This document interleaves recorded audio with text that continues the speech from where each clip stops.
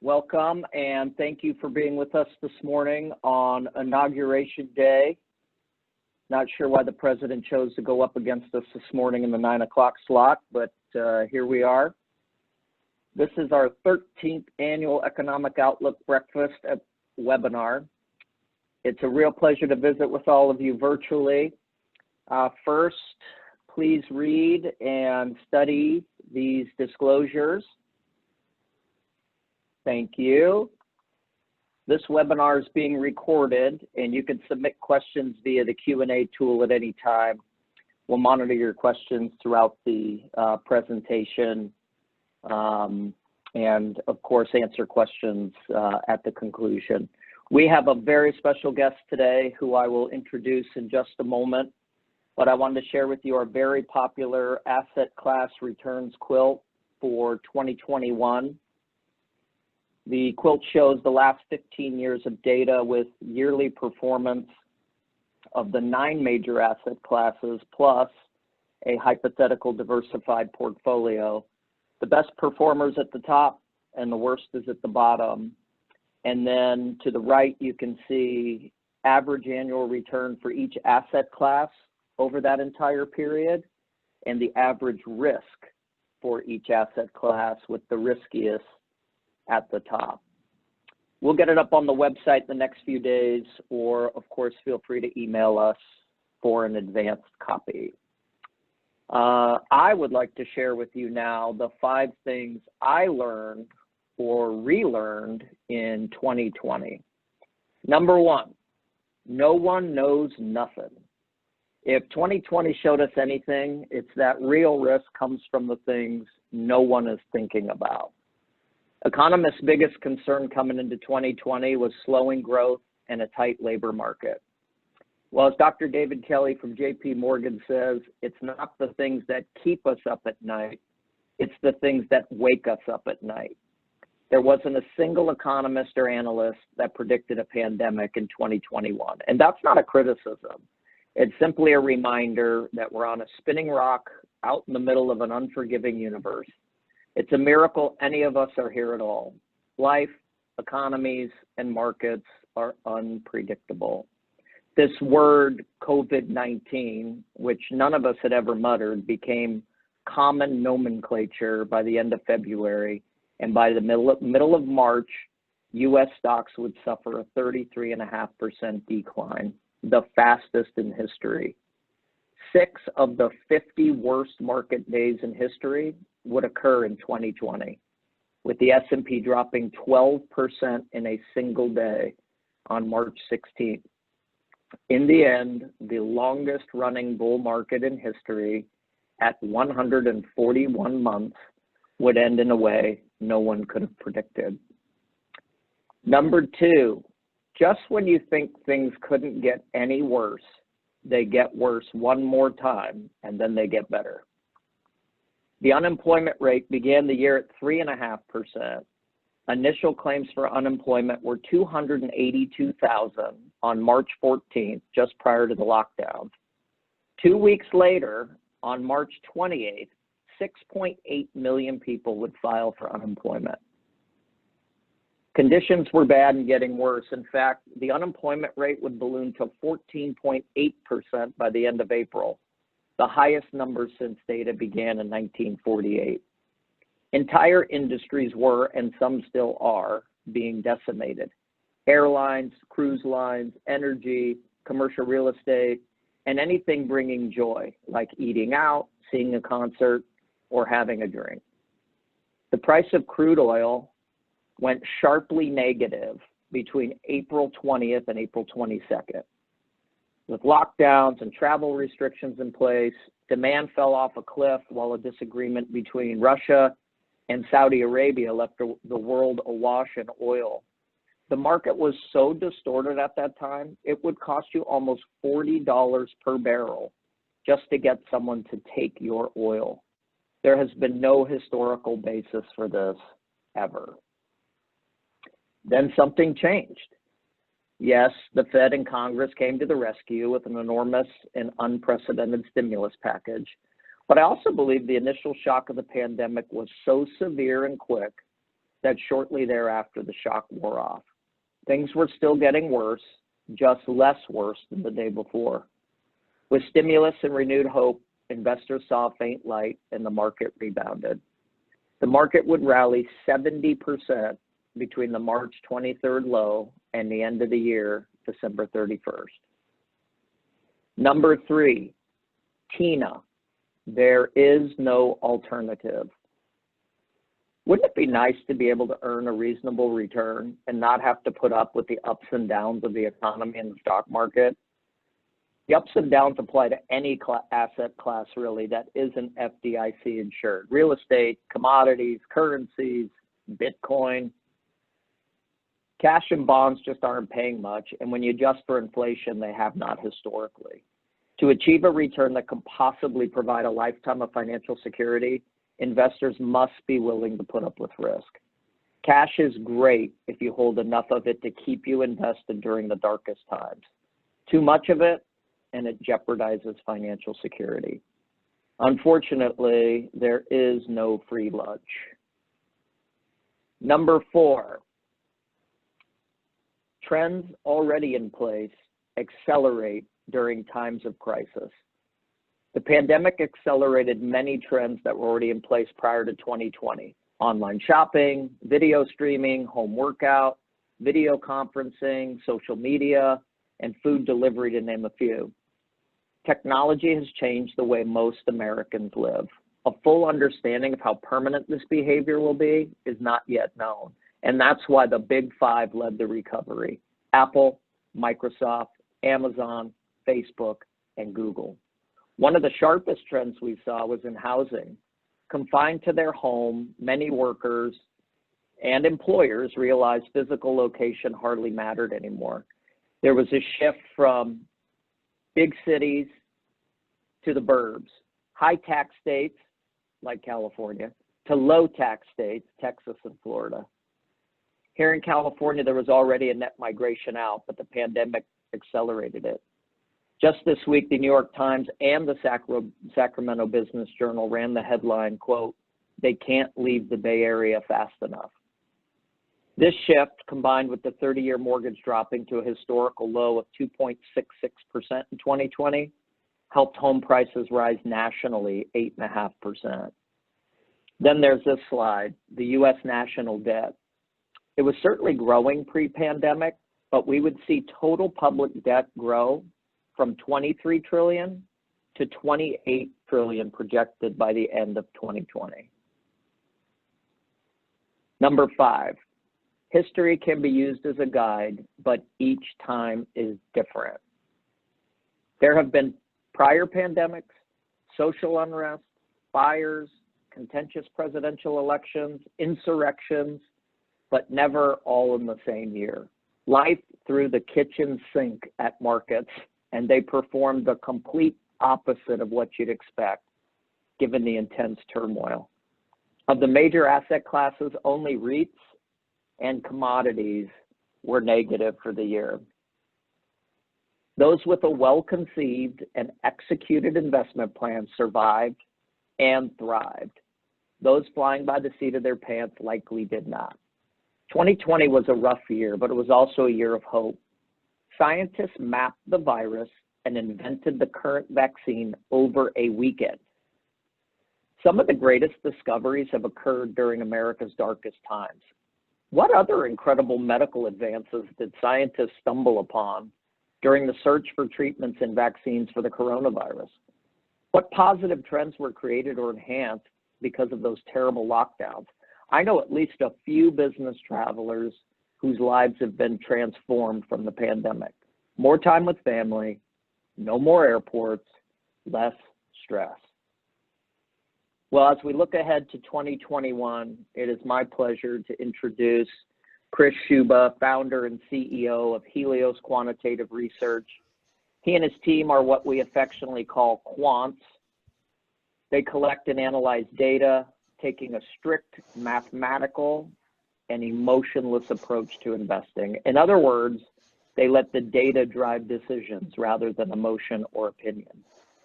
Helios provides economic, market, and portfolio construction research to advisory firms, including ours, across the country, who collectively manage over $30 billion in assets.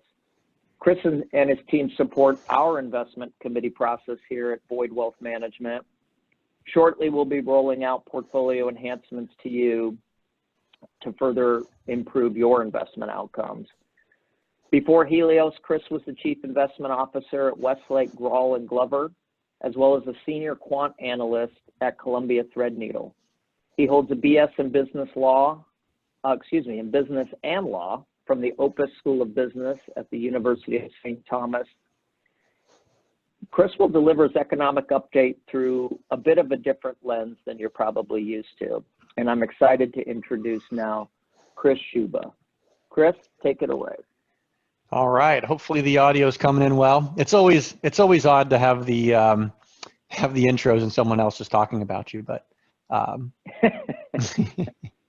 well, cool. Hopefully the slides are coming in loud and clear. So you guys see those? It looks great.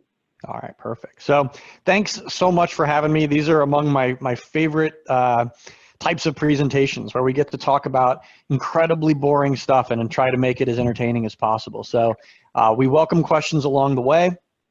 My goal today is to give you some perspective, to talk a little bit about where are we sitting right now with economics and what does that mean historically? And then of course, what does that mean going forward? Because at the end of the day, we have to kind of categorize everything as, you know, as we talked about here just a minute ago.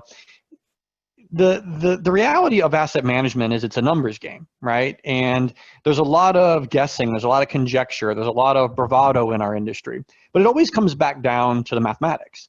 But then we have years like 2020 when things don't fit into those neat little boxes of what has happened before. And we have to essentially chart a new path. It's exciting as well as nerve-wracking at the same time. And I'll give you a little bit about what I mean here. There are two big questions that we get anytime that the markets become volatile. The question is, number one, how much volatility are we going to get? How deep will the market sell off? 5%, 10%, 20%, 30%, 50%? How deep will it go? The second question was, how long is it going to stay there? If the markets were to lose 95% of their value for 1 second and then go right back to where it was, did it matter? Right? It's a philosophical question here. We generally are going to look at market type data that will help us determine how deep a market sell-off may go. But we look towards economic data to understand how long something is going to stay, or how long the markets are going to stay down. To cut to the chase, how long is the most important to your goal? So going back to my example here, if the markets lose 95% of their value for 1 second and then go right back up to normal, did that actually alter your goals in the long run? And the answer is no. It certainly was a scary 1 second for sure, but because the length of time in which values were depressed was such a short window, the actual impact on the compound rate of your portfolio and therefore your goals into the future was de minimis. So by far and away, the length of time in which values are underwater in the stock market is far more important than how long or how deep those markets' values fall. Certainly how deep is important. I'm not saying it's not, but the length of time is the key. And that's why economics are so important, because the statistical relevance between economic health and how long volatility sticks around is generally pretty tight. Of course, 2020 was a bit of an exception to that rule. And we'll talk a little bit about some of the false positives that were there. But before we get into all of this question, I have another philosophical question for you. And that's this. Would you sacrifice some of your upside potential to gain increased protection during a market crisis? Now, the reason I like to ask this question is behavioral finance is a big deal in our industry. How humans interact with their finances, the stress, the joy, the fear, all that goes with it. And interestingly enough, we as an industry talk a lot about a risk tolerance, right? We go through all these little, spreadsheets and different tools that we have to try and figure out, well, what is your risk number? Just kind of like what is your sleep number for your bed? Same kind of thing. But believe it or not, that number changes. When markets are doing well, people want more risk. They're willing to add more equities to their portfolio. Of course, when markets are choppy or the outlook might be scary, then people want more defensive mechanisms. And just like anything else in life, there's a price to pay for all that. If you add more equities to your portfolio, well, you're going to get more volatility.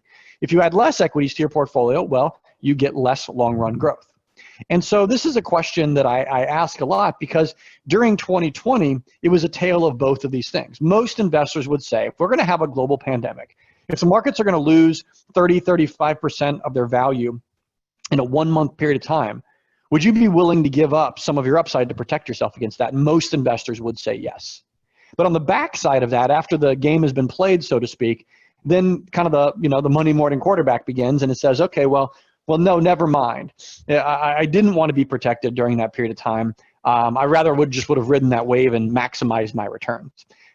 It's important to think about these types of questions as we go through the economic data to kind of determine investment approach, but also just a little bit of a self-analysis on what do we want at this moment. If you had to make this decision here, what would it be? And what we've learned is the vast majority of investors would say that they would. And so the question is, well, how do we then identify a market crisis? What does the math tell us after analyzing literally millions of different scenarios? When should we feel that we want this increased protection? And I'll walk you through what those steps kind of look like. So heading into the COVID-19 crisis, believe it or not, the economy really wasn't that great by the way we calculate it. So what you see here on your slide is some talking points. I'm not going to bore you with them. I put them up on that screen so you can kind of read them. 2.4% annualized GDP growth in the U.S. Some supporting facts for you to kind of dig through there. But if you look at the heat map is broken down into a number of categories that it should be fairly familiar to you if you follow any form of economic, headlines. Consumer sentiment, economic activity. Obviously, green means good and red means bad, and there's variant colors in between. And so as you look at the months leading up to COVID-19, believe it or not, we didn't really have a great economic environment. If you remember, going back into early to mid 2019, we actually had a yield curve inversion. Now, I won't bore you with all the details of a yield curve inversion, but it's a canary in the coal mine to extreme economic weakness, right? Every single time we've ever had a recession in the history of the United States, the yield curve is inverted shortly before that. Now, to spin that around, not every single time that the yield curve has inverted does that mean we get a recession. But if we do get a recession, that's always been part of the mix. And so that type of thing was happening in 2019. A lot of folks have forgotten about that. So the economy wasn't on amazing footing. If I had to give the economy a score of 0 to 100 throughout 2019, it would probably have ranged between the mid-20s to about 40. That's substantially below the halfway point if I was to give this, the economy a perfect score of 100. So it's important to kind of know that a little bit as we go into this conversation about what happened during COVID-19, right? So we are, the reason we've kind of forgot about that is because 2020 was so severe. But it's important to realize that as that score gets lower, the likelihood of deep and sustained volatility gets higher. So it's important to think about the economy as a backbone, right? And that the market takes a lot of different shots. And if the backbone is strong, well, the markets just weather the storm. But if we have a weak economic backbone, then when that volatility, when those shocks hit the market, then that economic data kind of crumbles. And we saw that in 2008, we saw that in 2000, right? Back in 2015, we had the first oil crisis, if you will. Now, if we had had a weak economic backbone back then, we would have seen another recession there. But instead, the markets were depressed for about a 6-month period and came right back. Same exact thing happened in Q4 of 2018 when we had that scary drop in the markets right before Christmas. So the net effect here is that the economy functions as a backbone. The weaker it gets, the more likely we see sustained volatility into the future. So just kind of put that in perspective. Now, we had this, let's call it a score of 40 out of 100 as we go into the COVID-19 crisis. That's when we get the shutdowns, right? Now, the shutdowns were very widespread. Don't need to remind anybody of this, right? And there were kind of 3 specific areas that we saw.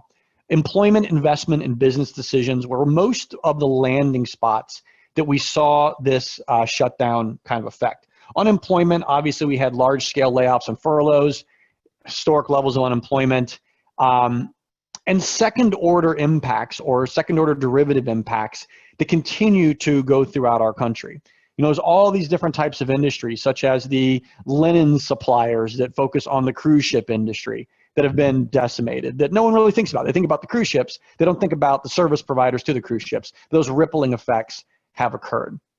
On the investment side of things, almost all new projects were shelved. There were no companies making big business investments during 2020 simply because of the unknowns that were out there. Everyone is fully aware of the different supply chains that were interrupted as globally different components were stuck at their various ports. And there was a substantially reduced level of access to capital, which could have been the biggest problem. We'll talk a little about the Fed coming in here and supporting the capital markets. But if you look at where the global financial crisis of 2008 hit, that was really the number one spot right there, was the grease or credit that makes the world go round. On the business decisions or business conditions side of things, obviously uncertainty reigns. So if you have, markets are okay with good news and markets are okay with bad news. Markets are not okay with uncertainty. The more uncertainty that we have, the higher the volatility goes. And we have certainly had a lot of business uncertainty right when the shutdowns happened. Large companies started burning through cash simply because their shops weren't open. And then of course, and probably still the biggest topic out there is what permanent consumer changes will we now live with in a post-COVID world? So as you can imagine, as soon as those shutdowns happen, we had some pretty big volatility in the markets. Brian laid those out. You know, negative 30% on the S&P, negative 33% internationally. You know, a blend of those would have been somewhere in between. The bottom line is we had never seen something like that before. Speed became the order of the day, right? 17 times faster from all-time highs to negative 30%, as an example, than what we saw in 2008, right? So when you look at access to moving money, everybody now has the ability to, you know, have a couple of glasses of wine, go down in their basement, and, well, we don't have basements here in California, but if you're in the Midwest, you do. Go down in your basement and hit a button and say, sell everything, right? Instantly. And that type of fear and preservation of capital desire is something that's not only prudent in retail investors, it's also something that a lot of different hedging type strategies did. Not good nor bad, but that does add to just simply the ability for markets to move incredibly quickly over a single period of time. If you look at our world, the quant industry, that's something that we're grappling with right now. How do we deal with the speed of markets? What is it, something that we can think around, or how do we use them as an opportunity, right? Not an opportunity to necessarily add risk, but essentially as a way to look at stabilizing risk during incredibly fast moving markets, something that will be developed over time. Now, as soon as this started to happen, the Fed started to aggressively take action. And this is an example of the yield curve. Now, what the yield curve is, in very basic terms, is what interest rates are like at different borrowing periods. So if you want to borrow for 1 day, you pay a certain interest rate. If you want to borrow for 30 years, you want to pay a certain interest rate. And obviously, the more time you want to borrow money for, the more interest you should pay, right? Because there's more risk that maybe over that longer period, you won't be able to pay it back. So a yield curve that's lower on the left side and higher on the right side is what we would consider to be normal. Well, when the Fed came in, they basically just grabbed the yield curve and pulled the whole thing down. So the interest rates across the board went lower.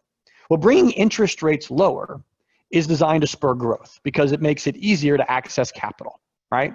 And if people are now saying, well, I'm willing to borrow now and consume something, so to speak, because interest rates are lower, well, I'm going to do that because it's in my best interest. And we've seen the housing market respond, durable goods respond, and so on and so forth. At the same point in time, it punishes savers and it creates volatility in other markets, such as the fixed income market. And so the Fed not only yanked down this yield curve, but they also stepped in and started saying, well, any of these securities, like municipal bonds and so on and so forth, that are being dramatically affected by the shutdowns and related Fed activity, we're going to come in and be the buyer of last resort. So there is not a run on those markets.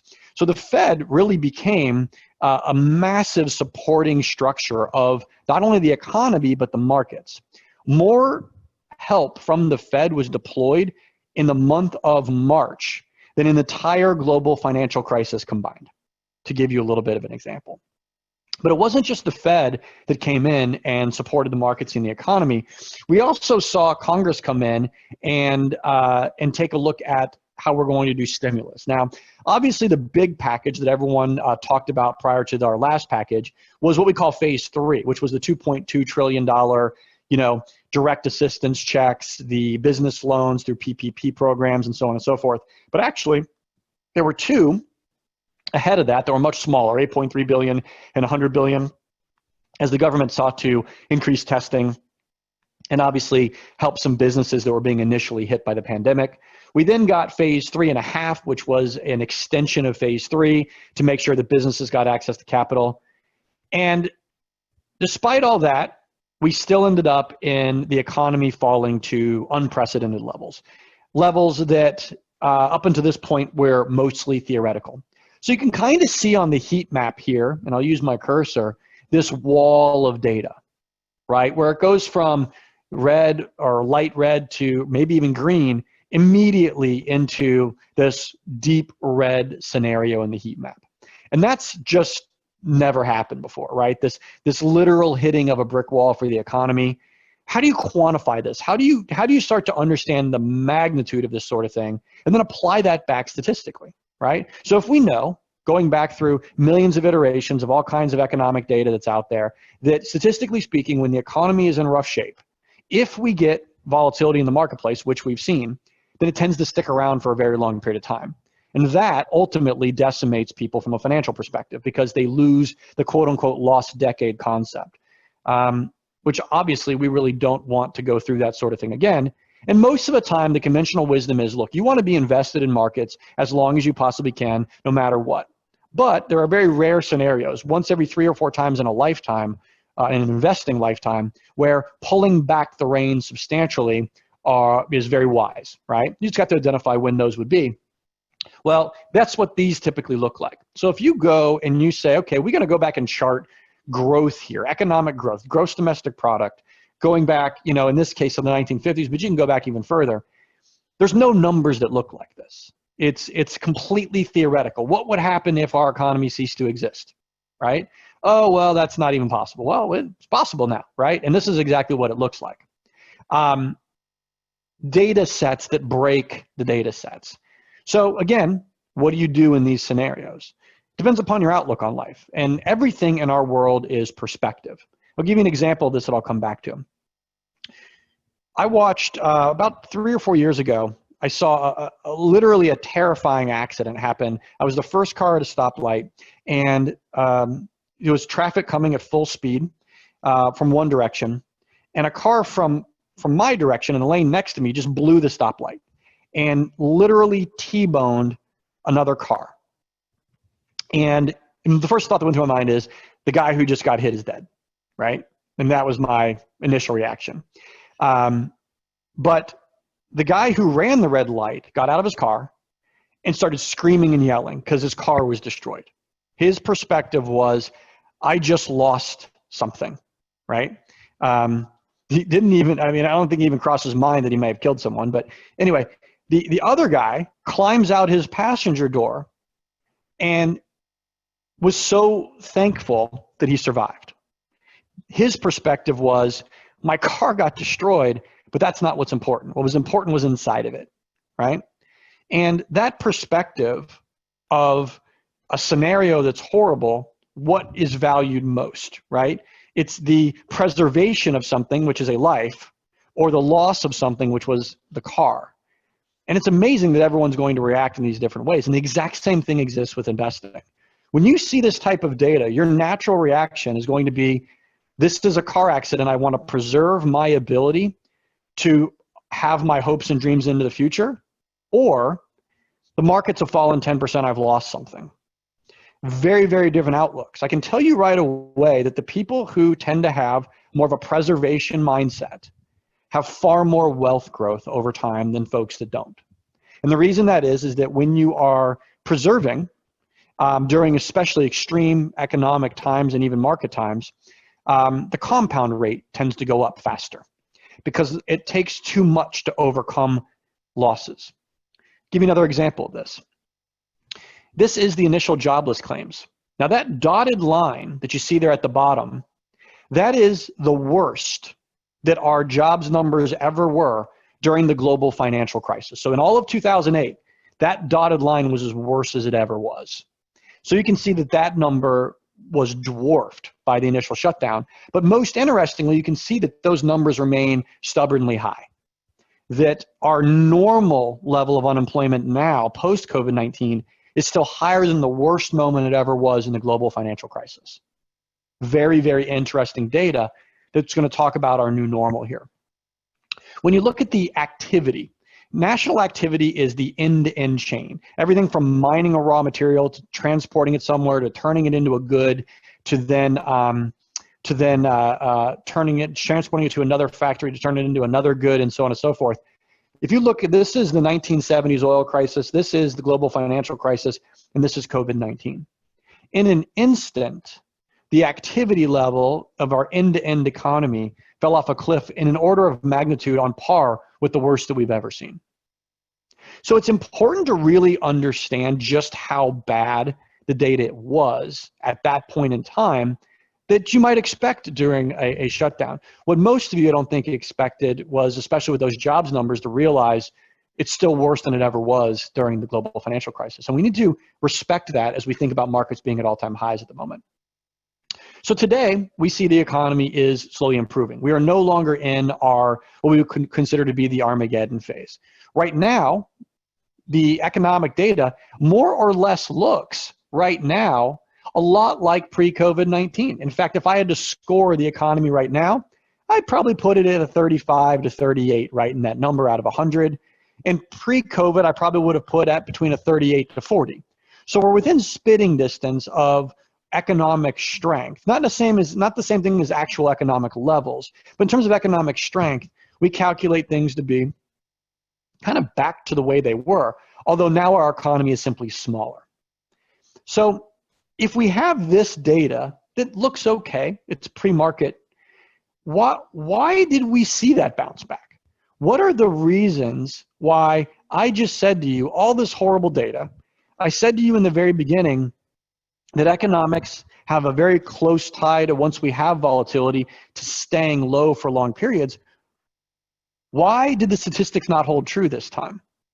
What bucked the trend, especially as we're moving through this COVID-19 crisis? And the answer is, first and foremost, as Brian mentioned, stimulus. We've never had a surrogate in our economy before. There's no data to support what has been happening. So if you think about this relationship between companies get money from consumers, consumers get money from companies, and there's a circle, right? Because you work for the company, you get paid, you spend that money with companies that then pay their employees, right? It's a natural loop. What the government did is it said, well, we're going to bypass this loop. We're going to put, for lack of a better word, we're going to put the economy on kind of a blood transfusion machine where the natural circle is going to have a new stop. And we're simply going to dump in a bunch of money, right? We're going to increase unemployment benefits. We're going to give a bunch of people money who haven't had any real financial hardship whatsoever. And when you have that much money going into folks, I mean, obviously the folks that are on unemployment, they needed the help, right? It was a severe scenario, 100%. But, my sister works for a company. That company's doing well. She's received pay raises through the pandemic, but she got a whole bunch of money for no reason, right? And so what'd she do with that money? Well, she had all this extra money. She put it in the stock market, right? Because that's the big cauldron where all the money washes down to. If you dump a bunch of money or dump a bunch of water at the top of a hill, it's going to run to its lowest point. Well, in the economy, the stock market is the lowest point. It's where all the excess water, all the excess cash ends up to get invested, right? And so that's exactly what ended up happening when all this extra money was dumped on folks that really didn't have a acute need given the pandemic. And so that money got invested into markets, and it helped promote an increase in value. The second thing that we learned is that the types of companies that are affected by an economic shutdown is more sensitive than had previously been recorded. So when you look at the global financial crisis, that type of crisis in 2008 hit big publicly traded companies, companies that are in the market, right? And that's important to think about because it effectively disrupted not only the investments that they've made, but their access to credit, right? That these big companies need. So as their outlook for earnings kind of fell by the wayside and as they were depressed, those valuations came down. And so in the global financial crisis, the types of companies that were affected were directly related to the stock market. In COVID-19, those companies that were big benefited because all the mom and pop shops that couldn't weather the storm shut down, closed.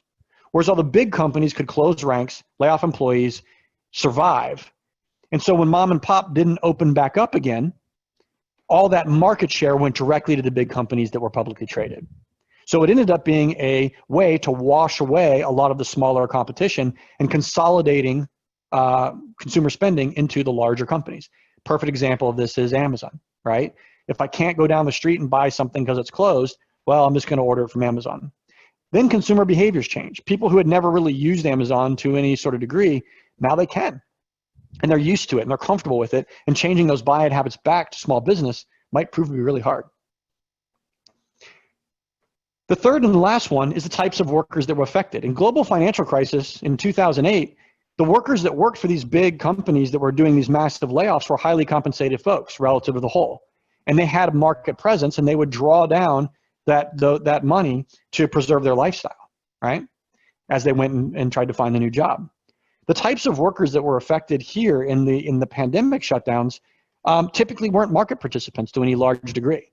And so the need to fall onto the markets and draw down from a large scale number of folks really didn't ever come to fruition. Instead, they were more cash flow oriented, right? So those that are in food service and those that are in entertainment and tourism typically are not heavy market participants.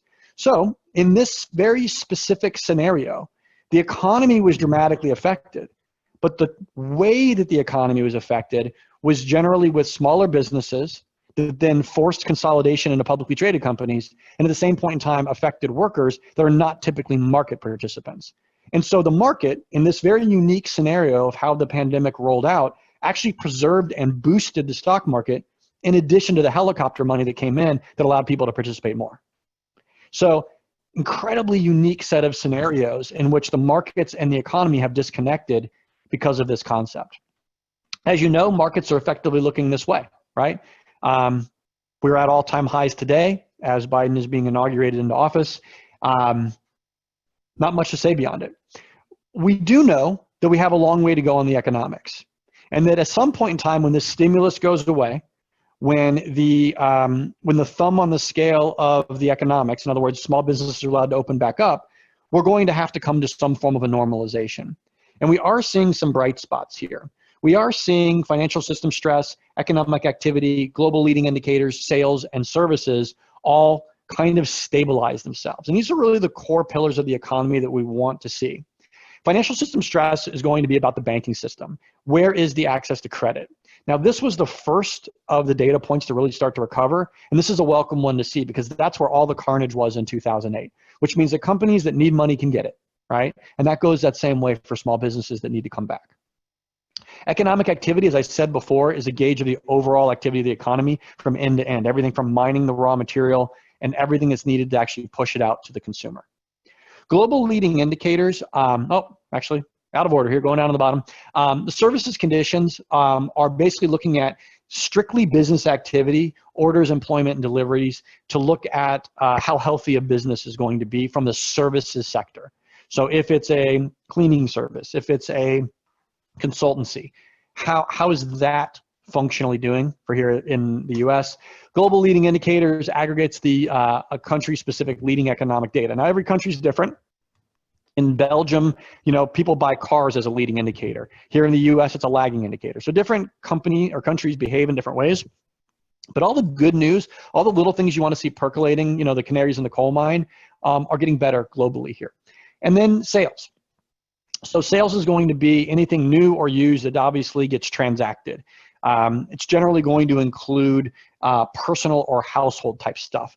Durable goods is where you would normally see data around specific things like TVs and refrigerators, which is called out separately. But overall, sales is looking good, even though we do have some problems here with some business inventory. So right now, you might notice a lot of empty shelves. Well, that's because people are buying stuff right now, but companies are reluctant to take on inventory. And so we have a little bit of a kink in the chain here as it relates to consumption levels and orders of inventory and availability. So just looking at this a little bit, the financial system stress is better than or slightly below the average in 2019. So obviously we spiked up. And technically, if you were to include, or if you just look back to 2019, the stress of the financial system is actually better. Why? That's all the stimulus sitting in there. Banks are recapitalized. They have access to markets that the Fed is backstopping. It's a pretty easy scenario. So technically, related to 2019, our financial system stress is actually lower. Now that will go away. It will go back to normal as soon as the Fed stops acting as a backstop. But that's good news overall. The global leading indicators are back up to a normalized level. So there's nothing, there's no boost that we have seen from the global financial crisis or from the pandemic. We are seeing the world kind of pop right back to where it was, but just at simply a little bit smaller level.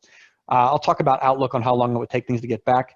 But that's something that we are used to seeing, right? So when we look at global financial crisis, that fell to 96.23. This was actually a bit worse than the global financial crisis, but popped back much more quickly. You'll notice that this line has a pretty decent gap here as leading indicators retook. This was almost like one straight line up and down within just a few months, obviously.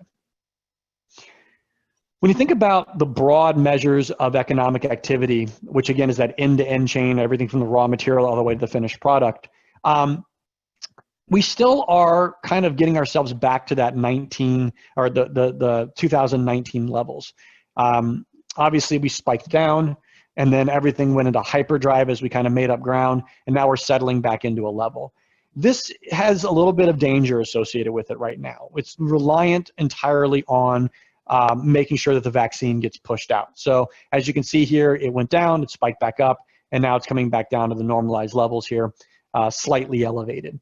My concern here with business activity is that as we get past the stimulus, that we aren't going to be able to support this level, and that will end up affecting bigger companies. Sales nosedived, and then it shot back up. Now we are a bit behind 2019 levels when it comes to sales, and a lot of that is also inventory. So you can only sell what you have in stock. So until the whole supply chain mess kind of comes back around, this sales data is going to be a little bit weak, but we are happy that it has normalized to a certain extent. And then finally, when we look at services conditions, again, we drop down substantially. Any number above 50 means growth. So we are in a growth mode as it relates to services conditions. Believe it or not, services held up relative to the global financial crisis. Services were something that were a bit of a luxury. And the reason that services tended to hold up during the COVID-19 crisis is because, again, all the helicopter money came in, right? And people who, were getting their lawns mowed and folks that, had that type of services being deployed for them were able to keep it. In fact, they benefited from it all.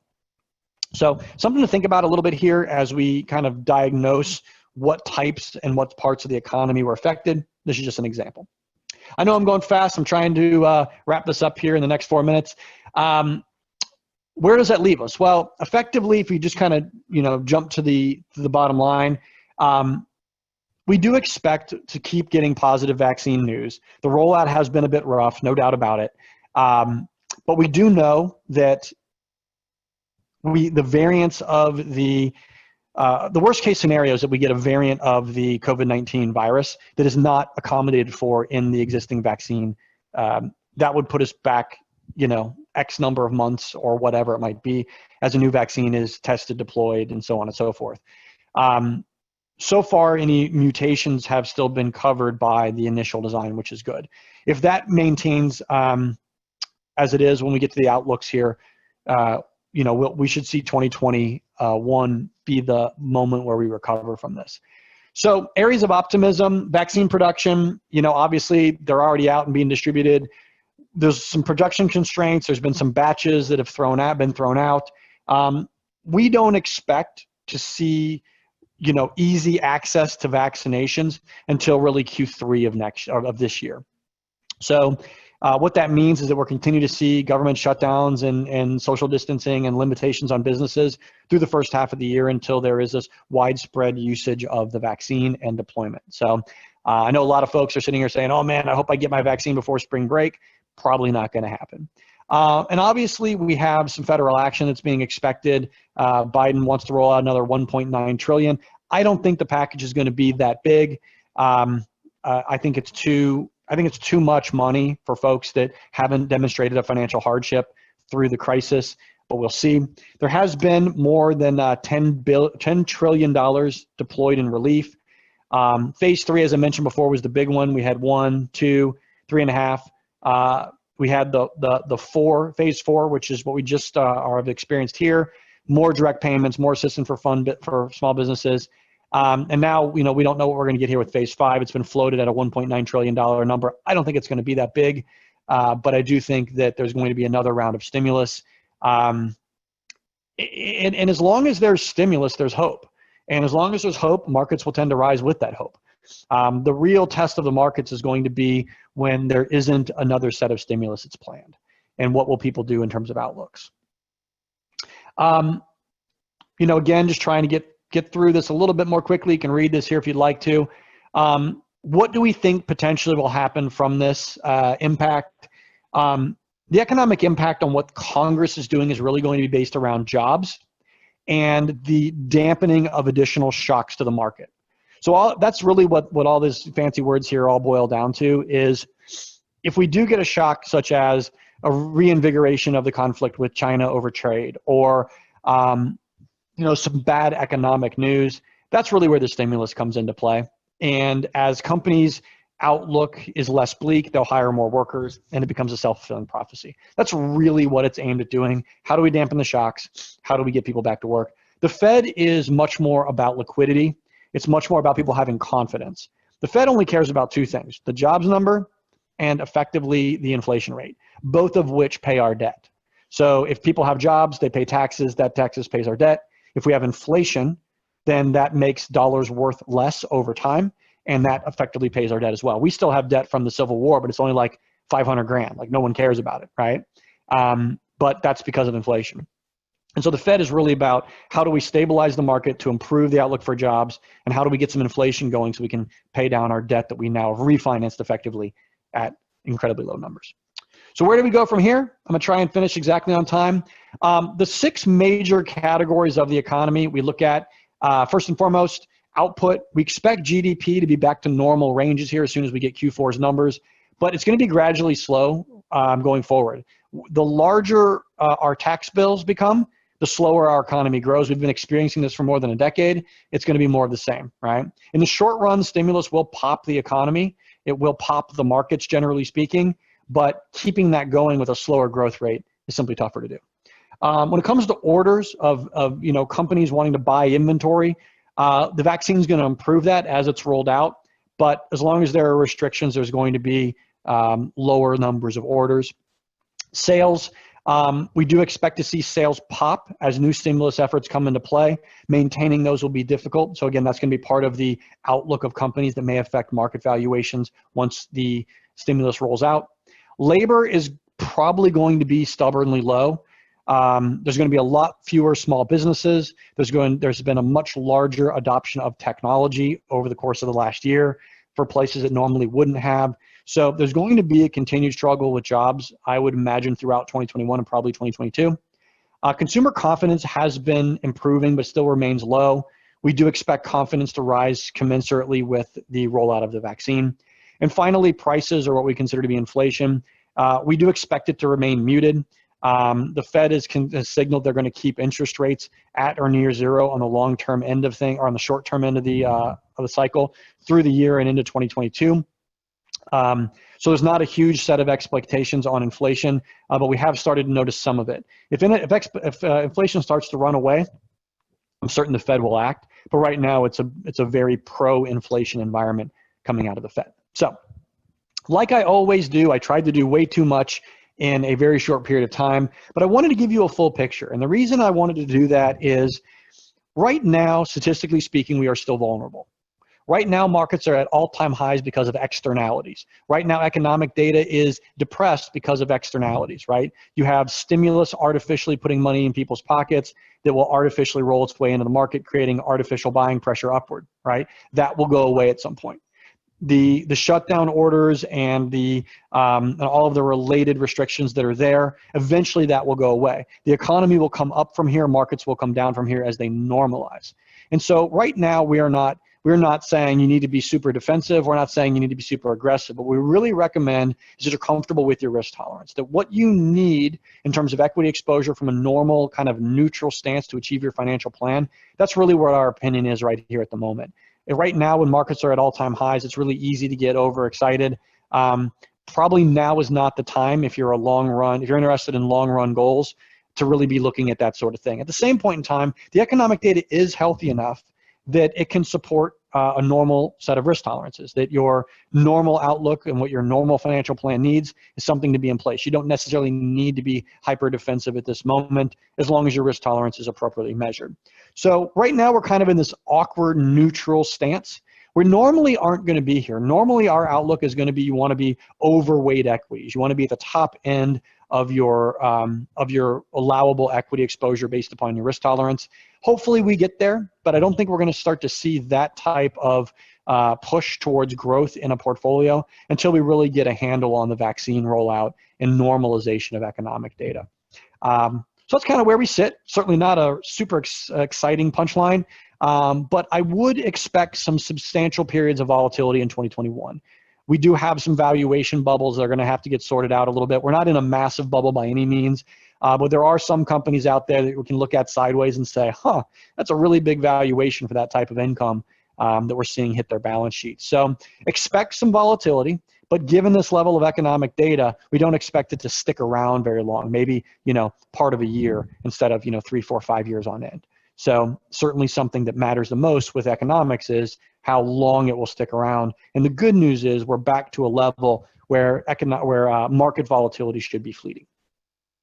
Okay, I think I went into warp speed there over the last 20 minutes to get through all that stuff, but hopefully it gives you a picture of where we're sitting at with the economy and some expectations for the year, but would love to answer any questions that you have. I know that the chat function is up and running. And with that, I will turn it back over to Brian and see where we go from here. Thanks, Chris. That was fantastic. And, the economy is multifaceted. So to cover what you did in 45 minutes or so, I think was pretty fantastic. So we'll wait here for questions for a second. I don't see any in the Q&A just yet. Without any further questions, on behalf of Chris and I and the whole Boyd Wealth Management team, I just wanted to thank you all for being with us this morning. We have been working on a ton of great projects over the last year, and we'll be rolling that out soon in addition to our upgraded investment portfolio models. And so we can't wait here in the first quarter to connect with each of you individually. So to that, we wish you the best 2021, and thanks for joining us again.